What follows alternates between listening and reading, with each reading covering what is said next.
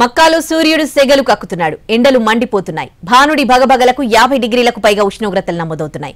Grand మసీద్ వద్ద సోమవారం ఏకంగా 51.8 డిగ్రీల సెల్సియస్ నమోదైంది. తీవ్రమైన ఎండ, వేడి, ఉక్కపోత, వడదెబ్బకు యాత్రికులు పిట్టల్లా రాలిపోతున్నారు. నడుస్తూనే సొమ్మసిల్లి పడిపోతున్నారు. సన్ సెగకు ఇప్పటికే దాదాపు 550 మందికి పైగా యాత్రికులు ప్రాణాలు కోల్పోయారు. మృతుల్లో అనేక దేశాలకు చెందిన వారున్నా ఒక్క ఈజిప్టుకు చెందిన వారే 300 మందికి పైగా ఉన్నట్లు అంచనా.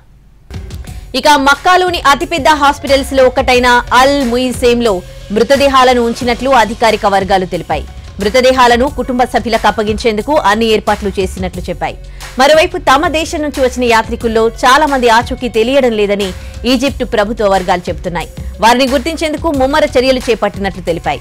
మరోవైపు వడదెబ్బతో అస్వస్థతకు గురైన దాదాపు 2000 మంది యాత్రికులకు చికిత్స అందిస్తున్నారు. ఇక గతేడాది హజ్ యాత్రలో 240 మరణాలు నమోదయ్యాయి. వీరిలో చాలా మంది ఇండోనేషియాకు చెందినవారున్నారు. మరోవైపు ఎండ తాపాన్ని దృష్టిలో ఉంచుకుని నిర్వాహకులు అనేక ఏర్పాట్లు చేశారు. యాత్రికులు గొడుగులు వాడాలని, ఎప్పటికప్పుడు నీరు తాగాలని సూచించారు. ఎండ వేడి నుంచి తట్టుకునేందుకు యాత్రికులపై నీళ్లు చిలకరించేలా వాలంటీర్లను నియమించారు. అయినప్పటికీ పెద్ద ఎత్తున మరణాలు సంభవించడం విషాదకరం. ఇక ఈసారి యాత్రలో దాదాపు 18.3 లక్షల మంది పాల్గొన్నారని, వారిలో 22 దేశాలకు చెందిన 16 లక్షల మంది ఉన్నట్లు అధికారులు తెలిపారు.